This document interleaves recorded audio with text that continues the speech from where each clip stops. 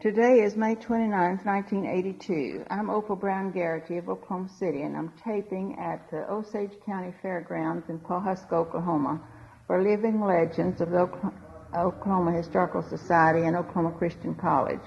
We have with us today Mrs. Dilla Boles Todd.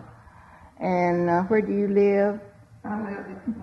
She lives in Pawhuska, and we'll let her spell her name and tell you something about herself, about her parents, and about where she was born and when, and so forth. My name is spelled D-I-L-L-A, Dilla Todd, T-O-D-D. And my parents were William Boles, and his wife was Emma Simmons Boles.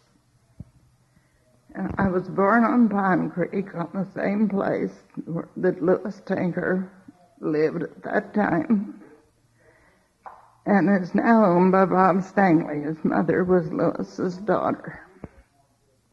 So we were well acquainted with all of them, and most people around Elgin regarded Tinkers, and my father and Frank Tinker and Charlie and Ed, and let's see, there was another brother, Lewis, were all young together and used to go to dances and things. My dad cowboyed a lot, he and his brother Melvin. And then when he later started farming and married Emma Simmons, and they started farming then up there on, at that time they called it Mill Creek, but it belongs to Bob Stanley now.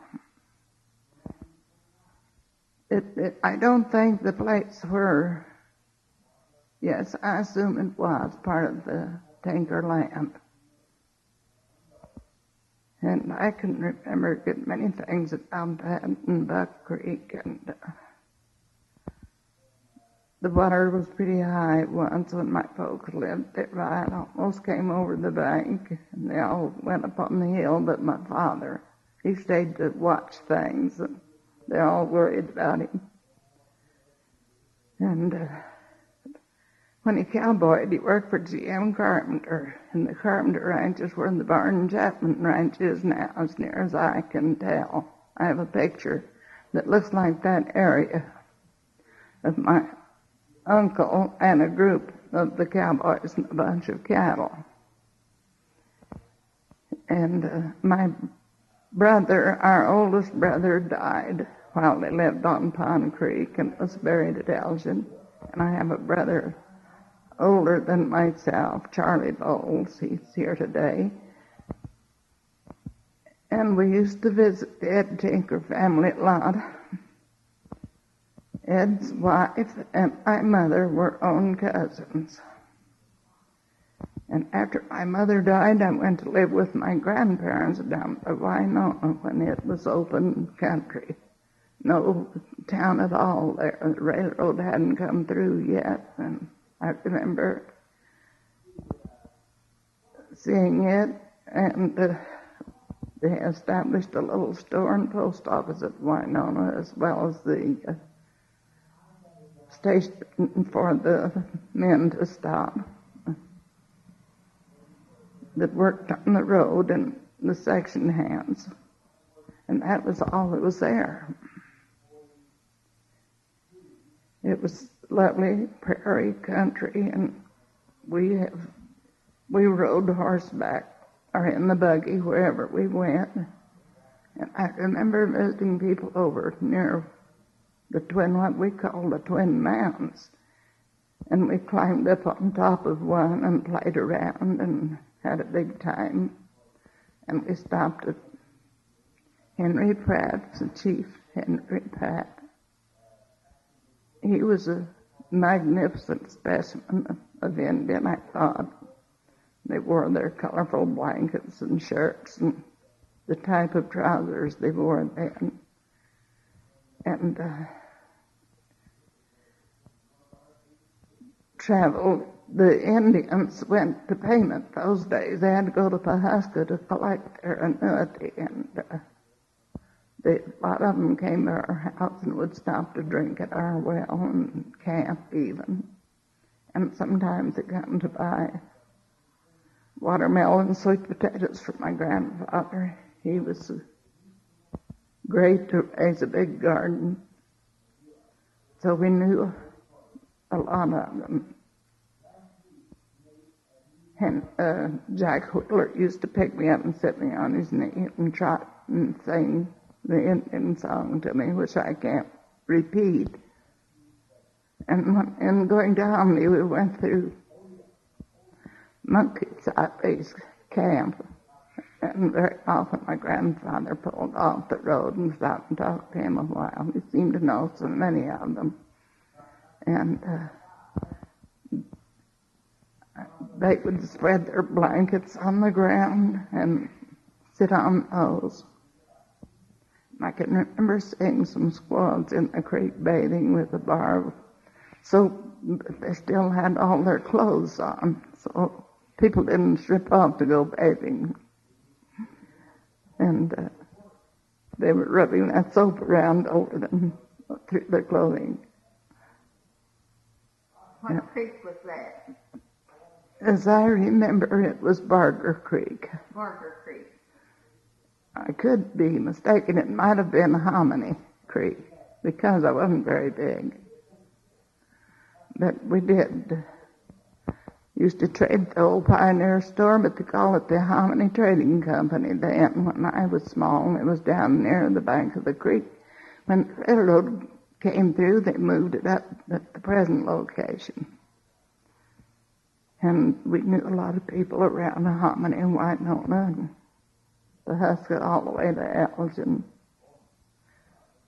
Every time we started somewhere, my father took a different road so he could see the new people, different people that he remembered and had known. Your people are Osage? My people are not Osage. They're part Cherokee, but we're related to the Tinker family through my mother. Her cousin married Ed Tinker. And that's our connection with the...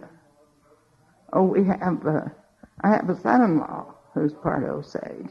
He's in the hospital right now. He's had heart surgery and hip surgery and knee surgery, and now we think he has cancer. They're running more tests today, and his heartbeat was very low, and so that has been our worry.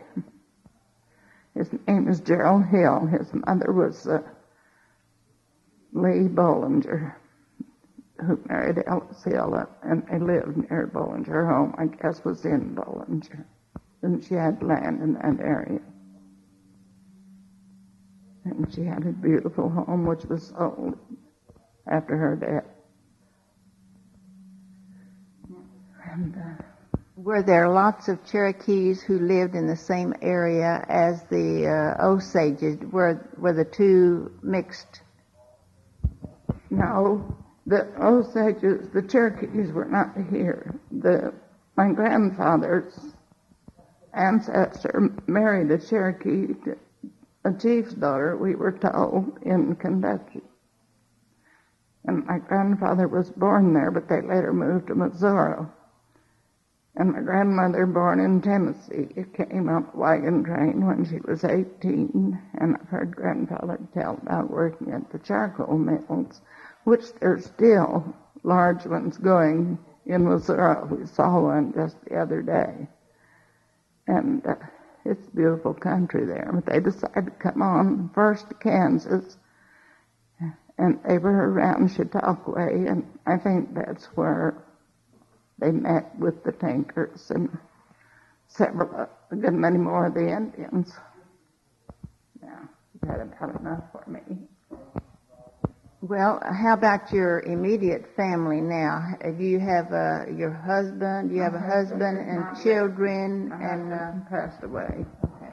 How about your children? And I have 5 children, 2 beautiful sons and 3 gorgeous daughters to me. And who are they and where do they live? Well, Elsie Mae Hill, the one who was married to the boy who was part Osage, lived over north of Ponca City. And Dorothy, who is married to Harry Blake, lives in Kansas between Independence and Sedan. And Margie, my oldest daughter, and her husband, Luther Myers, live in Sedan, Kansas. And my oldest son lives out north of Pawhuska, has a horse ranch out there with some cattle. And also he follows the pipeline a lot. He wells. And my youngest son lives in Augusta, Kansas, and has a beautiful family, part of whom were married. And so I'm getting lots of grandchildren and great-grandchildren. Okay. Well, we certainly appreciate talking with you today, and we just hope that... I can't talk very well anymore, so I'm ready to talk. Okay. We have just completed talking with Mrs. Dilla Boles Todd. You live here in Pawhuska, and most all the people here today are from Pawhuska, or are they from various and sundry places? Well, you mean that are related to me? No, I mean the people who have come for this reunion today. Oh, no, they've come from everywhere. I can start to name the places they come from. I think Mr. Reefard told us he was from Texas because he has a band down there. And he may be recording out there, I don't know. Do you have any idea how many people will be here today and from how many places for this Tinker reunion? Something over 300 tickets for the dinner, and others may come in the afternoon, I don't know. They were coming from Oregon and California and all kinds of places. Okay, well, we sure appreciate it and hope you have a good celebration today. I'm sure that you will.